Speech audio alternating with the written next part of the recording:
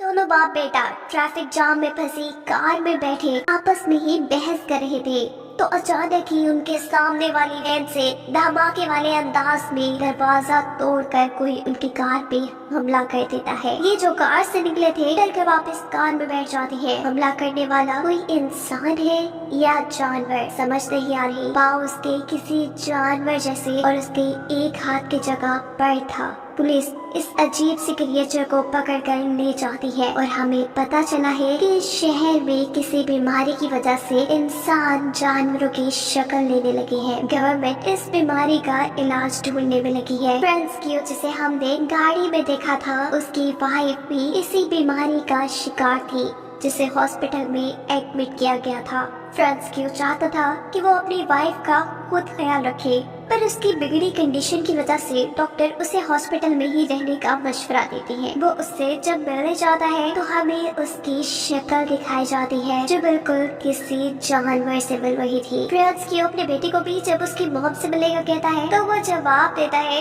कि क्या करूँगा मैं उनसे मिलके, अब तो वो मेरी बात भी नहीं समझ पाती। फ्रांस्कियो कहता है अरे वो तो तुम्हें देख के ही खुश हो जाएगी, तुम जाओ तो सही। फ्रांस्कियो जिस होटल में काम करता है वहाँ के लोगों ने उसे बताया है कि पास में ही एक नया हॉस्पिटल कंक्रीट से बनाया गया है जो कि ज्यादा मजबूत है क्योंकि वहाँ जानवर बने इंसानों को रखा जाएगा। राहत होने पर अब सभी बीमार लोगों को उस हॉस्पिटल में शिफ्ट किया जा रहा था पर गड़बड़ी की वजह से बस पानी में गिर जाती है। बहुत से ऐसे जानवर बने इंसान मारे जाते हैं और बहुत से गुम हो जाते हैं। रात में फ्रांस्कियो का बेटा भी अपने घर की विंडो में ऐसे ही एक इंसान को देखकर डर जाता है पर दोबारा देखने पे वहाँ कोई नहीं था। उसे लगता है कि ये उसका वहम है। फ्रांस्कियो को जैसे ही इस एक्सीडेंट का पता चलता है तो वो अपनी वाइफ का पता चलाने के लिए एक्सीडेंट वाली जगह पे जाता है और अजीब बात पुलिस ऑफिसर से उसे ये पता चलती है कि उसकी वाइफ ना मरे हुए लोगों में थी और ना ही जिंदा लोगों में, वो कहीं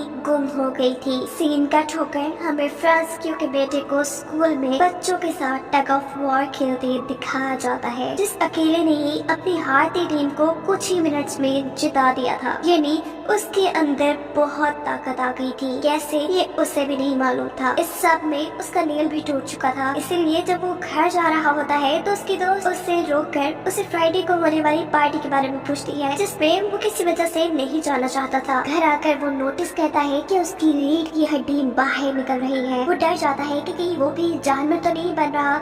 इस डर में वो जोर जोर से नहाने लग जाता है लेकिन ये कोई महल थोड़ी ना थी जो उतर जाती। यही दूसरी तरफ फ्रैंकियो को सुपर मॉल में वही पुलिस ऑफिसर मिलती है जिससे उसे अपनी वाइफ के गुमने का पता चला था, जो इस वक्त भी यही कहती है कि आपकी वाइफ कहाँ पे कुछ पता नहीं चला। मरे लोगों की लिस्ट में उनका नाम नहीं है और जो लोग जिंदा बची है उनका हम अच्छे से ख्याल रख रहे हैं। इन्हीं बातों के दौरान अचानक मॉल में कोई जोर से चिल्लाता है। अफरा तफरी में जब सारे इकट्ठे होते हैं तो वो आदमी कहता है कि मैंने यहाँ पर एक अजीब इंसान को देखा। सभी वहाँ से साइड पे हो जाते हैं जबकि फ्रैंकियो उस अजीब इंसान को देखने के लिए आगे बढ़ता है क्योंकि उसे लग रहा था कि शायद उसकी वाइफ यहाँ होगी। लेकिन यहाँ पर तो एक ऑक्टोपस के जैसा दिखने वाला इंसान था जो फ्रैंकियो के साथ पुलिस ऑफिसर को देखकर यहाँ से भागने की कोशिश में था।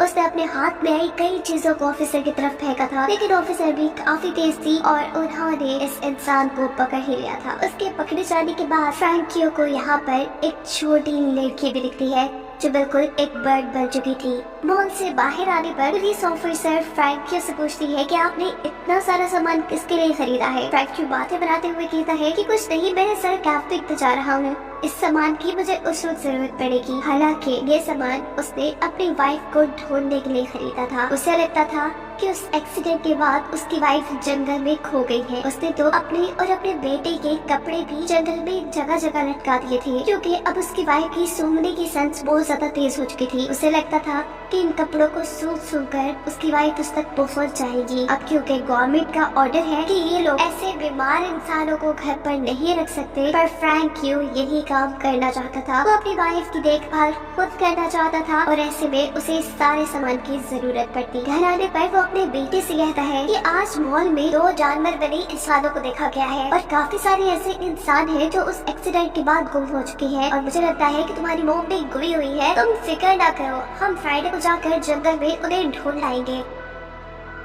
लेकिन अब तो फ्रैंकियो का बेटा फ्राइडे को एक पार्टी में जाना चाह रहा था, क्योंकि आज उसे एक लड़की ने जो इस पार्टी में इनवाइट कर लिया था। फ्रैंकी भी ना चाहते हुए उसे पार्टी में जाने की इजाजत देते हुए ये कहता है कि याद रखना 8 बजे से पहले तुम्हें घर आना है। इस पार्टी में सभी काफी मजे कर रहे थे और यहाँ अचानक ही फ्रैंकी के बेटे को चक्कर आ जाते हैं। एक लड़की जो उसकी खराब हालत देखकर उसे टैबलेट देती है, तो वो उस टैबलेट को खाने के बजाय किसी कुत्ते की तरह चाट लेता है, जिसके बाद वो बिना डरे जंगल में चला जाता है। सुबह जब उसकी आँख खुलती है तो वो जंगल में ही था। उसे ऐसे लग रहा था कि जैसे उसके गले में कुछ फंसा हुआ है। वो फौरन अपने घर आता है। उसके होंठ काफी ज्यादा बदल चुके थे, साथ ही उसका रंग भी बदल चुका था। उसके डैड जब उसे देखने के लिए उसके बाथरूम में आते हैं तो वो जल्दी से बाथरूम का दरवाजा बंद कर लेता है और अपने गले में हाथ डालकर कुछ निकालता है, जो कि एक पग था। ये लड़का अब समझ चुका था कि वो भी एक जानवर में बदलने लगा है। अब वो अपने डैड के साथ अपने डॉग को लेकर जंगल में अपनी मॉम को ढूंढने के लिए निकल पड़ता है। फ्रैंकी का बेटा जोर जोर से यहाँ अपनी माँ को आवाज़ें दे रहा था, लेकिन जब उन्हें कोई नहीं मिलता तो थक हार कर ये लोग यही सो जाते हैं। आधी रात में इनका डॉग अचानक जोर जोर से भौंकने लगा था और वो एक दरख्त के पास जाता है, जहाँ ऊपर एक बंदर बना हुआ इंसान। उसे जब ये लोग चेक करने के लिए जाते हैं तो अचानक ही फ्रैंकी के बेटे के ऊपर एक ईगल बना हुआ इंसान हमला कर देता है। इससे पहले कि वो फ्रैंकी के बेटे को मार देता, उसके होंठ देखकर वो समझ जाता है कि फ्रैंकी का बेटा भी बिल्कुल उसी जैसा है, यानी जानवर में बदल रहा है और ये उसे नुकसान नहीं पहुंचाएगा। अलबत्ता इस ईगल बने इंसान ने फिर भी कुछ चोटें फ्रैंकी के बेटे को पहुंचाती थी, इसीलिए फ्रैंकी अपने बेटे को हॉस्पिटल लेकर जाने लगता है। पर वो नहीं जाना चाहता था, क्योंकि वहाँ जाकर सबको उसकी सच्चाई पता चल जाती कि वो एक एनिमल में बदल रहा है। लेकिन रास्ते में उन्हें मिल जाती है पुलिस ऑफिसर, जो फ्रैंकी से पूछती है कि आपके बेटे को कोई प्रॉब्लम है क्या। फ्रैंकी कहता है नहीं, बस इसे कुत्ते ने काट लिया है। पुलिस ऑफिसर कहते हैं जो भी है हॉस्पिटल तो जाना ही पड़ेगा। वो इन दोनों को लेकर हॉस्पिटल आती है। आर्मी के डॉक्टर्स यहाँ उसकी पट्टी कर देते हैं और पुलिस ऑफिसर फ्रैंकी को बताती है कि गवर्नमेंट ने अब इस सारे हालात को कंट्रोल करने के लिए यहाँ आर्मी बुला ली है। फ्रैंकी अपने बेटे को लेकर घर चला जाता है और घर जाने पर उसका बेटा अजीब तरीके से अपनी पट्टी उतारकर अपनी टांगे खोलकर अपनी चोट को चाटने लग जाता है। स्कूल जाने पर भी उसके लैब में जब चूहे बोलते हैं तो वो जोर से चीख मारकर उन सभी चूहों को चुप करा देता है, ऐसे जैसे वो चूहे उसकी बात समझ रही हो। जिसके बाद फ्रैंकी का बेटा वहाँ से बाहर नदी की तरफ चला जाता है और नदी से एक कच्ची मछली पकड़कर खा चुका था और ये सब एक औरत ने भी देख लिया था। इससे पहले कि वो औरत उसे कुछ करती, वहाँ से वो भाग जाता है। जंगल में दोबारा उसे वो ईगल बना इंसान मिलता है, जो उड़ने की कोशिश कर रहा था और काफी हद तक कामयाब भी हो चुका था। वो यहाँ अपनी पकड़ी हुई कच्ची मछली उसे देता है, उससे कुछ बातें करता है और ये ईगल बना इंसान उसे बताता है कि मैं बर्ड में चेंज हो रहा हूँ, मैं उड़ना चाहता हूँ लेकिन बार बार गिर जाता हूँ और ऐसे मुझे बहुत चोट लगती है। क्या तुम्हें कोई ऐसी जगह पता है जहाँ पर मैं आसानी से उड़ना सीख सकूँ? लड़का कहता है हाँ क्यों नहीं। वो उसे एक तालाब के पास लेकर जाता है। तालाब में से ऊट-पटांग की लकड़ियों को साइड पे करके उसे कहता है कि तुम यहाँ आजादी से उड़ सकते हो और अगर नीचे गिरे भी तो पानी में ही गिरोगे, तुम्हें चोट नहीं लगेगी। यहाँ फ्रैंकी के रेस्टोरेंट में अचानक ही एक जानवर बना इंसान हमला कर देता है, वो भी फ्रैंकी के ऊपर ही। फ्रैंकी नोटिस करता है कि वहाँ एक और भी जानवर बना इंसान था, जो इस बड़े जानवर को देखकर वहाँ से डर कर भागा था। शायद वो फ्रैंकी की वाइफ हो सकती थी। वो यहाँ यही सोच रहा था, जबकि उसके ऊपर जिस जानवर ने हमला किया हुआ था वो जोर जोर से चिल्ला रहा था। इससे पहले कि इस होटल में बैठे हुए सभी कस्टमर डर जाते, यहाँ की ऑनर इस जानवर को गुस्से में आकर कहती है चुप हो जाओ। हैरानकुन तौर पर उस जानवर ने ऑनर की बात सुननी थी। इस जानवर के पाँव में जंजीरें थी, जिसकी वजह से वो वापस जंगल में नहीं भाग पाता और कस्टमर वाली साइड पे चला जाता है और थोड़ी देर में पुलिस आकर इस जानवर को पकड़ लेती है। फ्रैंकी भी ऑफिसर के साथ जंगल के अंदर दूसरे बड़े जानवर को ढूंढने के लिए गया था, पर वहाँ उन्हें कोई नहीं मिलता, लेकिन अपने बेटे की साइकिल मिल जाती है, जिसे लेकर जब वो घर आता है और हाथ धोने के लिए सिंक में जाता है तो उसे सिंक के अंदर से कुछ नेल्स मिलते हैं। ये फ्रैंकी के बेटे ने तोड़कर इसके अंदर फेंके थे। फ्रैंकी समझ चुका था कि अब उसका बेटा जानवर में बदल रहा है। दिखाया जाता है कि क्लास में उसका एक टांग टूट कर गिर गया था, जिसकी वजह से जब सब उसका मजाक उड़ाते हैं तो वो वहाँ से चला जाता है और पहुँचता है ईगल बने इंसान के पास। उससे बातें करता है, उसकी प्रैक्टिस देखता है और उसकी लगी चोटों पर पट्टियाँ करता है।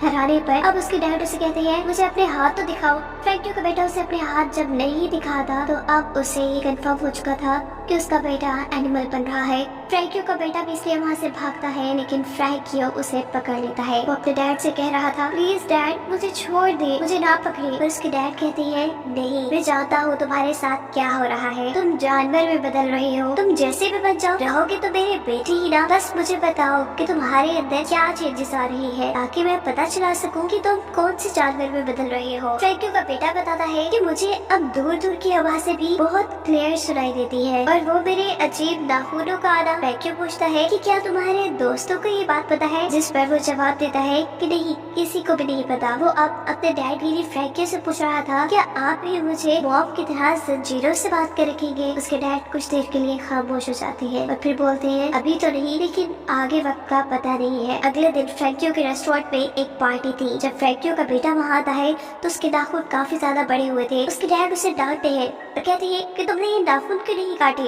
अपने डैड का डांटना उसे इतना बुरा लगा था कि उसने अपने डैड को ही हमला करके जख्मी कर दिया था। लेकिन असल में फ्रैंकियो तो उसे लोगों की नजरों से बचाना चाह रहा था। वो भी उसकी गर्दन पर कैंची रखकर उसे धमकी देता है नेल्स काटने की। और नेल्स काटने के बाद हम देखते हैं कि फ्रैंकियो का बेटा अब अपनी दोस्त से मिल रहा था।